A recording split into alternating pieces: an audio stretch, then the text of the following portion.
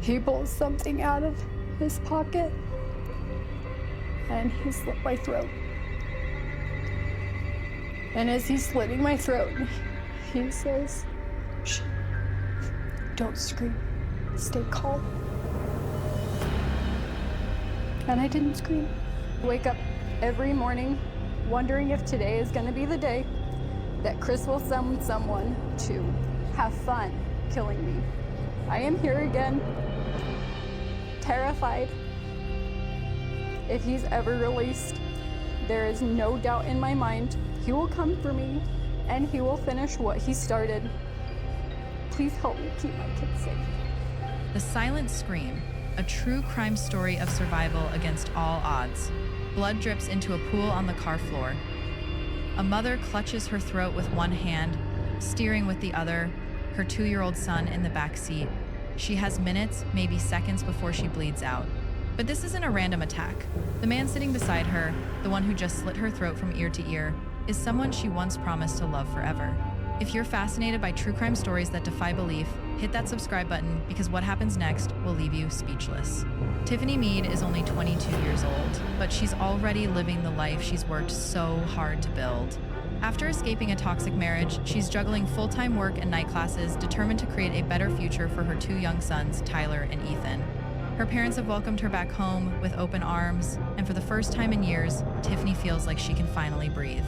It's a warm summer evening in Davis County, Utah, the kind of night where families gather for backyard barbecues and kids play until the streetlights come on.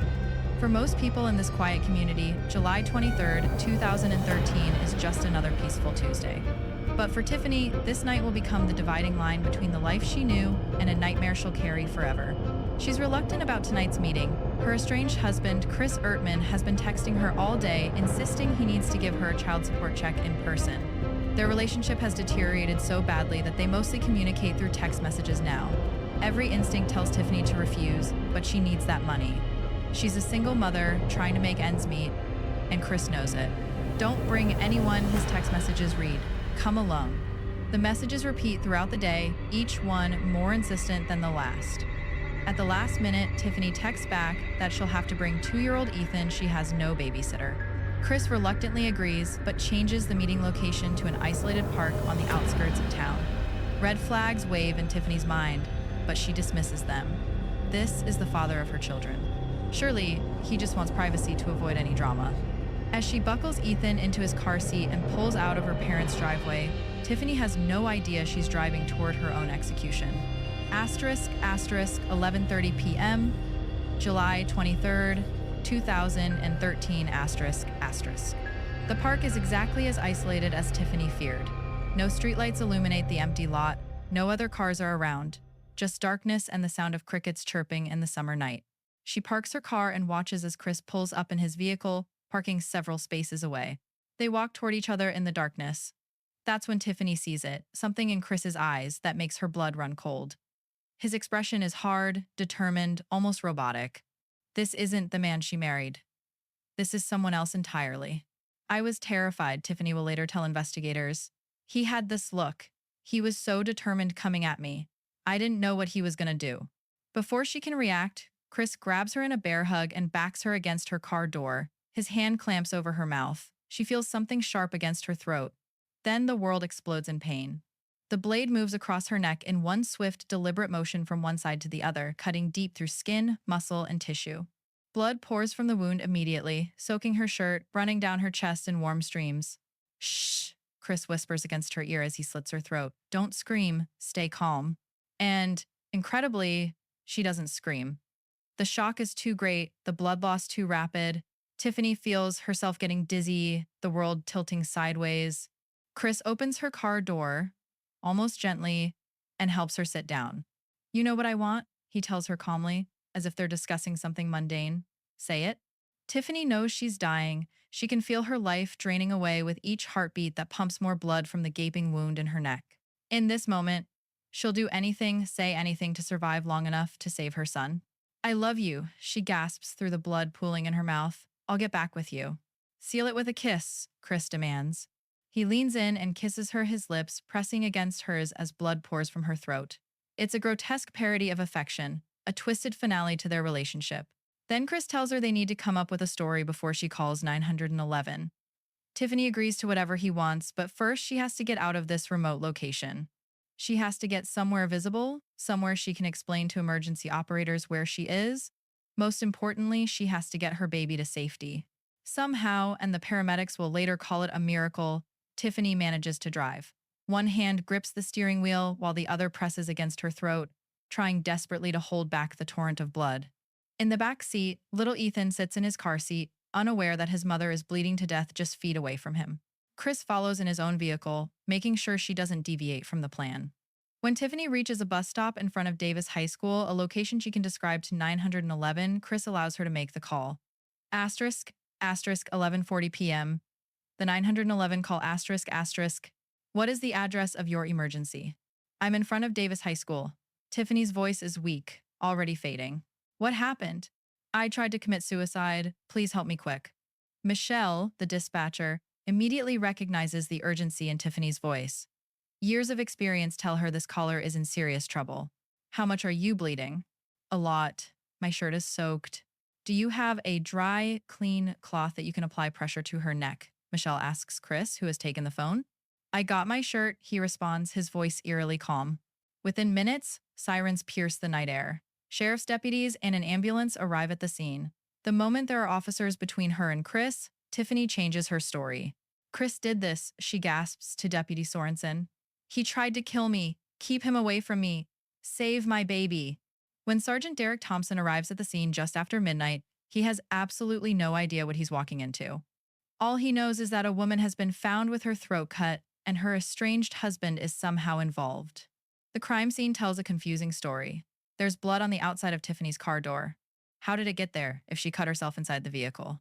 The blood patterns don't make sense for a suicide attempt. Thompson and his partner, Lieutenant Sarah Daley, soon discover there's actually a second scene, the isolated park, where Tiffany and Chris first met. More blood stains the ground there, confirming that the attack happened outside the vehicle, not inside it. This woman tried to cut herself and she's clearly injured. Thompson reasons, to get in a car and drive, did that make sense? Didn't make sense at all, Daley responds. At the hospital, doctors work frantically to save Tiffany's life. The wound is devastating. It runs from one side of her neck to the other, stopping just millimeters short of her carotid artery on one side. A fraction of an inch deeper, and she would have died within seconds. She just about cut off her head, one surgeon will later testify. There was no way she could have done that to herself, and not that deep. Lieutenant Daley arrives at the hospital to take Tiffany's statement. Even years later, the image will stay burned in her memory, the young mother lying in the hospital bed, a massive bandage wrapped around her throat, but her eyes fierce with determination to tell her story. Tiffany describes the attack in chilling detail. The isolated meeting place, Chris's determined expression, the bear hug, the blade across her throat, the kiss sealed in her own blood. She explains how Chris forced her to call 911 and claimed she'd attempted suicide, how he told her they needed to get their story straight. He told me not to bring anyone, Tiffany tells Daley. He kept reminding me to come alone. Come alone. This detail sends chills down Daley's spine.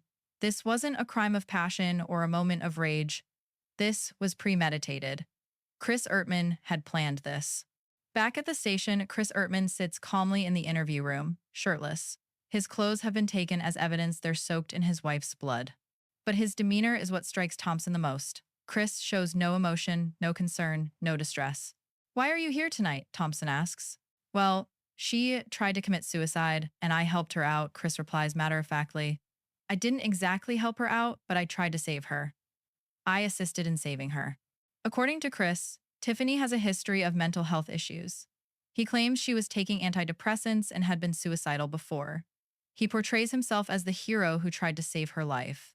But Thompson notices something odd. Chris never once asks about Tiffany's condition. He doesn't ask if she's alive or dead, whether she'll survive, or where his children are. For someone whose wife just tried to kill herself in front of their toddler, Chris Ertman seems remarkably unconcerned. Was he concerned about his estranged wife? Thompson later recalls. No, he didn't ask once how she was doing, and he never asked where his child was. When Thompson presses Chris for details about what happened, Chris becomes evasive. I don't remember it, he says. If you don't mind, I really don't want to talk about it anymore. Why wouldn't you remember? It just happened a few hours ago, Thompson challenges him. Chris has no answer. His inability or unwillingness to provide details raises massive red flags for the investigator. The evidence is damning, but Thompson and Daley face a serious problem. This is a classic he said, she said case. No witnesses saw the attack. The weapon, presumably a knife, is nowhere to be found. Without more concrete evidence, proving Chris's intent to murder could be nearly impossible. People don't commit suicide that way, Daley insists. Especially for a mother to do it in front of her child. It didn't make sense to me. Chris Ertman is arrested and charged with attempted murder, but as the investigation continues, both detectives worry their case might not be strong enough. 1 month after the attack, the judge presiding over Chris's case receives an unexpected letter. It's typed unsigned with a return address from Linda Olson in Ogden. I am a good friend of Tiffany, the letter reads, but I can't see letting this happen to Chris. For his kid's sake, Tiffany cut her own throat and is trying to frame Chris. The letter corroborates exactly what Chris has been claiming all along. If it's authentic, it could destroy the prosecution's entire case. Thompson immediately begins investigating Linda Olson. He runs the driver's license of every woman with that name in Utah who roughly matches Tiffany's age group. The result? Nothing. The address on the letter doesn't exist. Linda Olson appears to be a fictional person. I didn't even know anyone named Mary at the time, Tiffany tells investigators when shown the letter. There's no doubt in my mind that Chris did it. But suspecting Chris wrote the letter and proving it are two different things. Without handwriting analysis or concrete evidence, the letter remains a troubling mystery. Prosecutors Michael Larson and Kevin Nelson face another challenge, proving Chris's intent. The defense could argue that Chris only meant to injure and scare Tiffany, not kill her. After all, he let her call 911. He gave her his shirt to stop the bleeding. Without the smoking gun, or in this case, the knife proving attempted murder, beyond a reasonable doubt would be difficult. If the jury believes this was aggravated assault rather than attempted murder, Chris could be out of prison in just 1 year. What's your fear if he gets out? The prosecutors ask Tiffany. He'll try it again, she responds without hesitation. Sarah Daley feels the weight of this case crushing down on her. She knows that keeping Chris Ertman locked up is the only way to keep Tiffany alive. I was internally angry, Daley remembers. I couldn't even wrap my head around it that you could do that to a human being in front of a child, and a year later, you're free to walk around. Lieutenant Daley makes a decision that will change everything. She starts listening to Chris Ertman's jail phone calls.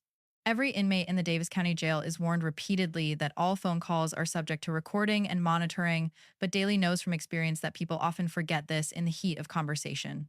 I really wanted a confession, Daley explains, because if we got the confession that showed his intent, then I knew we could put him away longer. For 3 months, Daley listens. Anne listens some more. Hundreds of phone calls, endless hours of mundane conversations about nothing. Colleagues walk past her office and shake their heads. I can't believe you're still listening to these, they tell her. Neither can I, Daley responds. I would like to stick pencils in my ears. After 3 months with no revelations, Daley reluctantly gives up, but something nags at her gut feeling that won't go away. My gut kept telling me, you've got to keep listening. It's there, she recalls.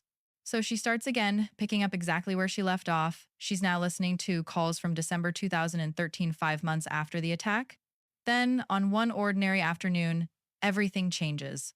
Chris is talking to his father about mundane jail business when he suddenly says, write down this name, Marcus. Yeah. And tell Ryan to just Facebook him and tell him that I'm in here. Daley grabs a yellow sticky note and writes down the name. She has no idea if it's significant, but something about Chris's tone catches her attention. Over the next several calls, Chris mentions this dude repeatedly.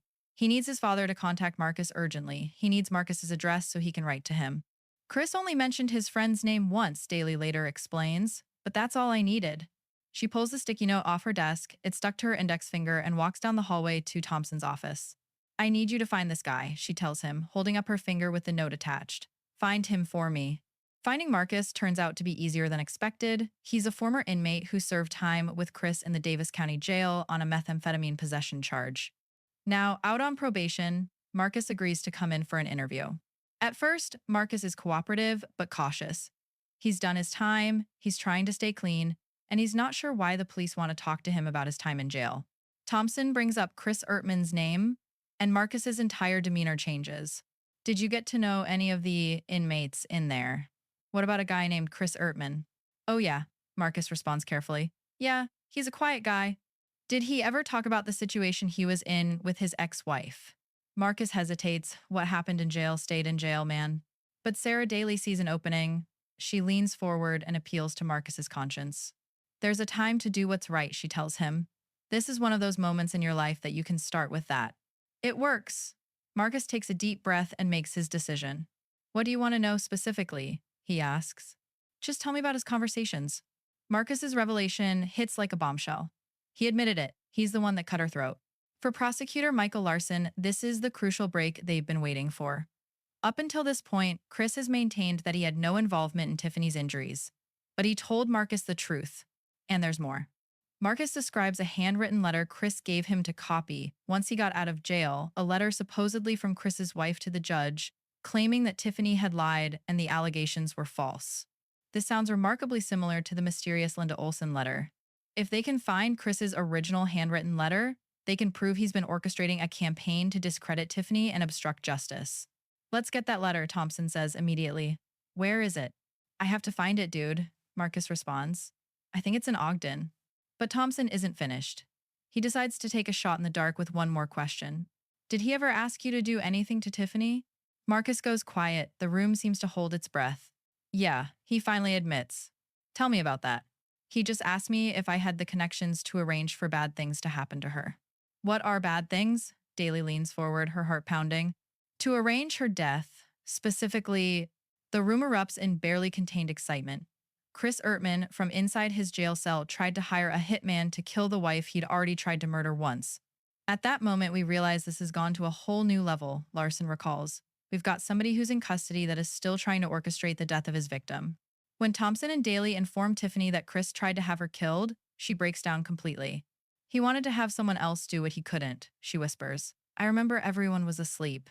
I was just sitting on the floor, crying and rocking back and forth, wondering if I could ever leave the house again. The detectives now have evidence of a solicitation to commit murder, but they need more. Marcus eventually finds the handwritten letter Chris gave him. Handwriting analysis confirms it matches Chris's writing, giving them the evidence they need for obstruction of justice charges. But for the solicitation charge to stick, they need Chris on camera, confirming that he wants Tiffany dead. The team devises a plan. They'll send Marcus back in for a video visit with Chris wearing a wire. The goal is to get Chris to confirm he wants the hitman hired.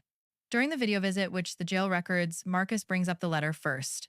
I've still got that letter, dude. I've got that ready, bro. You want me to send it? Yeah, you can do that, Chris confirms, giving them the obstruction charge on tape. Then Marcus moves to the real target. Remember that work that you needed done, though? Yeah, dude. I've got that guy, bro. But Chris pulls back. I can't do it at this time, though. Let's just wait on that. Without Chris explicitly giving the green light, they don't have enough for the solicitation charge. And they've now used up Marcus as a source. It seems like a dead end. It sucked, Thompson admits. There was devastation. It was like, where do we go from here? But Sarah Daley refuses to give up. Just when the case seems stalled, another jailhouse informant contacts Daley, someone she's worked with before. This informant, whose identity remains protected, is back in the Davis County Jail, housed in the same cell block as Chris Ertman. He's a bad guy, Daley explains carefully. He's hurt people. You wouldn't want to meet him in an alley. But he's also someone who occasionally provides reliable information in exchange for considerations on his own cases. The informant tells Daley that Chris is trying to hire someone to kill Tiffany. And this time, if anybody could make it happen, it's this particular inmate. This heightened it even more for me, Daley recalls. The team decides to set up an elaborate sting operation. They'll introduce Chris to someone posing as a hitman, an undercover cop named Daniel Kelly who works in narcotics and knows how to handle informants and maintain cover identities. The plan is risky. Chris might refuse to cooperate, he might suspect a trap, and there's always the question of entrapment. Don't you worry about the defendant claiming this was entrapment? Prosecutors are asked. Not at all, Prosecutor Kevin Nelson responds. The case law is very clear. It's only entrapment if the government is convincing somebody to do something they wouldn't otherwise do. You don't go and say, hey, can I do this for you? It's, I've heard you want me to do this. Is that correct? Kelly visits the informant at the jail while hidden cameras record everything. The informant has told Chris that he's meeting with someone who can help him out with his Tiffany problem. In the video, you can see Chris Ertman in the background, watching Kelly carefully. He's sizing up the supposed hitman, trying to determine if this person can really do what he needs done. But instead of talking directly to Kelly, Chris hands the informant a piece of paper, an address. It's where Tiffany is currently staying. Is it the correct address? Kelly later asks. It is, Thompson confirms. It shows he's starting to take the bait. But prosecutors need more than an address. They need Chris to explicitly and then confirm got that he out wants and his was ex-wife walking into killed. the house The as if team she asks just got Tiffany home to from participate shopping, in and we staged took surveillance photos. She bravely agrees, posing outside her house with I shopping bags, remember as if someone has everyone been was watching her asleep, comings and just goings. sitting on the floor. The detectives take multiple photos from different angles. Kelly prepares to return to the jail with these photos, but then the entire operation nearly collapses. The jailhouse informant, true to his unreliable nature, suddenly demands to be released from jail or he won't cooperate any further. I was not very happy, Prosecutor Nelson remembers. We weren't going to be extorted by someone trying to leverage us with evidence of a potential first-degree felony. They move the informant out of the cell block immediately, but Thompson is convinced the damage is done. The informant has surely warned Chris that something is up. It's all over, Thompson thinks. All this hard work just became unraveled by a career criminal. But Sarah Daley isn't ready to quit. I wanted the undercover cop to still go in, she insists. Only visit Chris this time. No, it's not going to work, her colleagues argue. I don't care, Daley responds. I'm doing it anyway. 6 days after the first visit, Daniel Kelly walks back into the visitor's entrance of the Davis County Jail.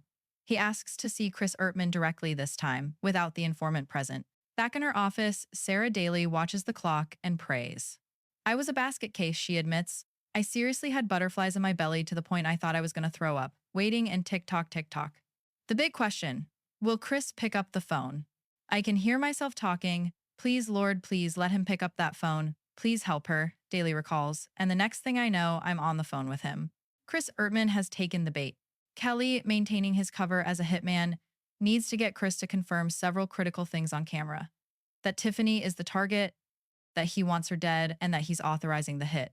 I took a couple pictures and just want to verify with you, Kelly says casually, showing Chris the surveillance photos through the glass. Do you see that? Yeah. Is that right? Yeah. Is that her? Yeah.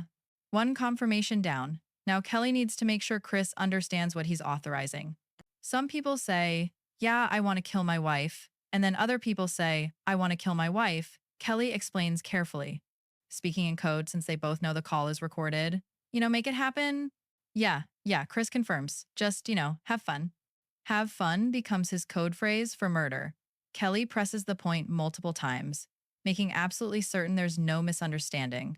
You're saying all the way, right? Not, yeah, have fun, Chris repeats. 3 or 4 times I tried to say things like, this is all the way, and making him affirm that, Kelly later explains. And he just says, yeah, go have fun. Kelly even asks about timing. Is there a time period? No, Chris responds. Sooner the better. Then comes the discussion of price. Kelly has literally Googled going rate for murder to come up with a figure. I'm thinking about $5,000. Does that work? Yeah, Chris agrees. Kelly makes one final push to be absolutely certain.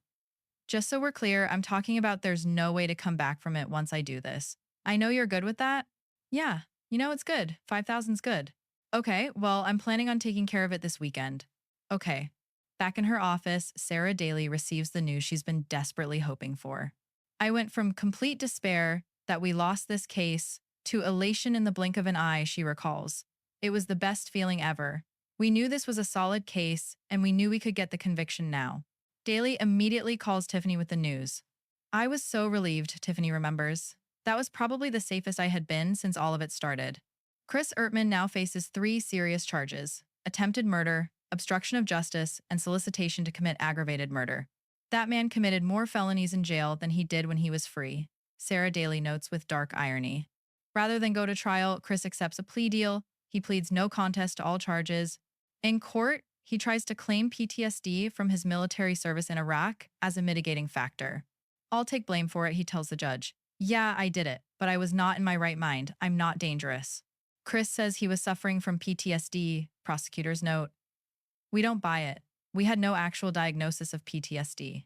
We believed that was fictional and that he was only saying it to try and negate his personal accountability. Under Utah law, Chris's sentence is indeterminate. He could spend anywhere from 6 years to the rest of his life in prison. The decision of when or if he's ever released will be made by the Utah Board of Pardons and Parole. For Tiffany, this means she'll have to face parole hearings for years to come, reliving her trauma repeatedly to convince the board that Chris remains dangerous. Sarah Daley makes a promise. In my career, I have never attended a parole hearing, and I won't miss one of his. I hope I can help keep him there as long as possible. He's that dangerous. 5 years after the attack, Tiffany sits for an interview about her ordeal. The physical scars are impossible to hide. A thick, rope-like scar runs across her throat from one side to the other. Every time you look in the mirror, are you reminded of that night? She's asked. I avoid looking in the mirror as much as possible, she responds quietly. But the psychological scars run even deeper. Tiffany describes the new fears that now dominate her life, fears most people never think twice about. Driving at night, she lists the sound of dripping water. Dripping water? Why? Because I heard my blood dripping in the car. Into a pool. Despite everything, Tiffany has rebuilt her life. She has a new husband who supports her. Her 2 sons are growing up healthy and safe. And she has her guardian angel, Sarah Daley, who continues to fight for her. At Chris's parole hearing, Tiffany delivers a powerful statement.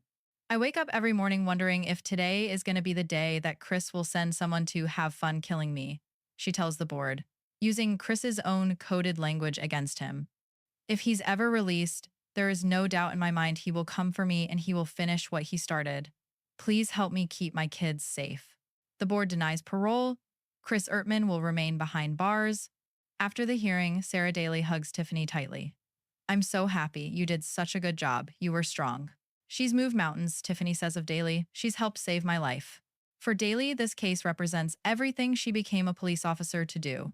I got involved in this job in 1989 to help people, she reflects. And I can say I helped one person.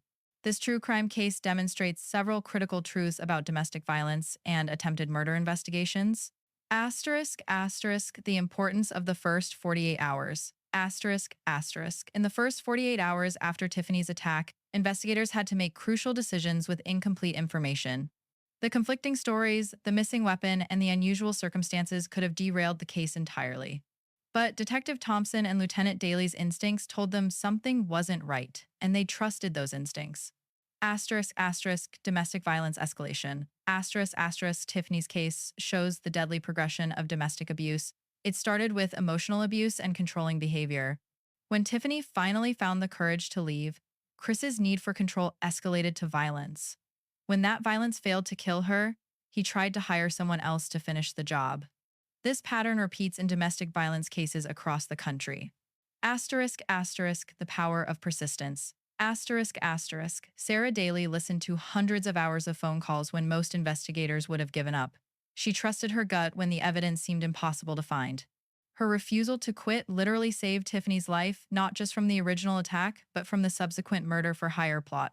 Asterisk, asterisk, the danger doesn't end with arrest. Asterisk, asterisk. One of the most chilling aspects of this 48 hours true crime case is that Chris remained dangerous even from behind bars. Jail cells couldn't contain his desire to silence Tiffany permanently. This is a stark reminder that domestic violence victims often face continued danger even after their abusers are incarcerated. Asterisk, asterisk, the courage of survivors. Asterisk, asterisk, Tiffany's bravery cannot be overstated. She survived an attack that should have killed her. She testified against her attacker. She participated in the undercover operation, posing for fake surveillance photos, knowing there was a real plot to murder her. And she continues to show up at every parole hearing, refusing to let Chris Ertman walk free. Today, Tiffany lives with the permanent reminder of that July night in 2013. The scar across her throat will never fade. The nightmares may never completely stop, but she's alive. She's raising her children, she's built a new life, and somewhere in a Utah prison, Chris Ertman sits in a cell, knowing that Sarah Daley will be at every single parole hearing, making sure he stays there.